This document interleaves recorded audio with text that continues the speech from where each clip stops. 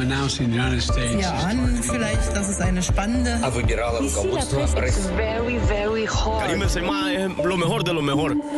La revue de presse internationale sur Europe 1, nous irons ce matin en Irlande ainsi qu'en Grèce. Première étape, la Turquie. Bonjour Rémi Trio. Bonjour. À la une à Ankara ce matin. Les journaux turcs s'intéressent à l'élargissement de l'OTAN à la Suède et à la Finlande, une adhésion que bloque la Turquie. Hürriyet rapporte les propos de Recep Tayyip Erdogan. Nous ne pouvons dire oui. Le président turc accuse les deux pays nordiques d'abriter et de refuser d'extrader des militants du PKK, le parti des travailleurs du Kurdistan. Le quotidien islamo-conservateur Yeni Shafak affirme même que la Suède vend des armes au PKK, photos de missiles dans une cache des combattants kurdes à l'appui. Et une partie de la presse d'opposition se prononce également contre cette adhésion. Cumhuriyet affirme ainsi dans un éditorial que l'OTAN est un outil offensif de l'impérialisme américain et que son élargissement ne peut qu'aggraver les tensions avec la Russie. Merci Rémi Trio. Direction Athènes à présent. Bonjour Clémentine Athanasiadis. Bonjour. De quoi parle-t-on en Grèce ce matin ? À la une ici, le prix du carburant qui galope de façon constante, écrit le quotidien de gauche Avii. Entre la fin du mois d'avril et la mi-mai, le samplon a augmenté de 6%. Il atteint désormais en moyenne 2,20 € le litre à la pompe. Le diesel s'affiche lui à 1,89 €, une hausse de plus de 3%, précise le journal Ikathemerini.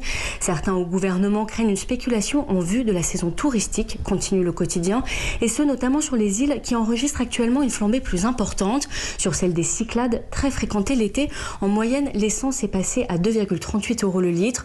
Dans l'archipel du Dodécanèse, il est monté à 2,32 €. Le journal Iavi se demande comment le secteur touristique pourra faire face à ces hausses des coûts qui se répercuteront notamment sur les moyens de transport et sur la restauration. Le journal voit planer une menace sur toute l'industrie du tourisme, vitale pour l'économie grecque. Merci beaucoup Clémentine. Direction enfin Dublin. Bonjour Laura Taouchanoff. Bonjour. À la une en Irlande. Eh bien, les Irlandais se posent des questions. Que se passe-t-il avec ce projet de maternité à Dublin et pourquoi les gens sont-ils furieux ? Dans un long papier, The Journal revient sur les origines de cette polémique qui enfle depuis des semaines. La mention d'intervention cliniquement appropriée dans ces futures missions n'a pas du tout plu. Est-ce que l'avortement va être possible ? S'inquiètent les associations citées par The Examiner. Après avoir un peu hésité, le gouvernement a finalement validé hier le projet tel quel. Autre inquiétude, The Independent souligne que l'hôpital Saint-Vincent, sur lequel la maternité va être greffée, a été créé par un ordre de bonnes sœurs très puissant au 19e siècle. Officiellement, elles n'y sont plus en activité depuis un mois, rappelle le quotidien. Elles ont été transférées justement pour éviter un conflit d'intérêts. Mais les Irlandais ont du mal à faire confiance alors qu'aujourd'hui, seuls 10% des médecins acceptent de pratiquer l'IVG. Merci Laura Taouchanoff.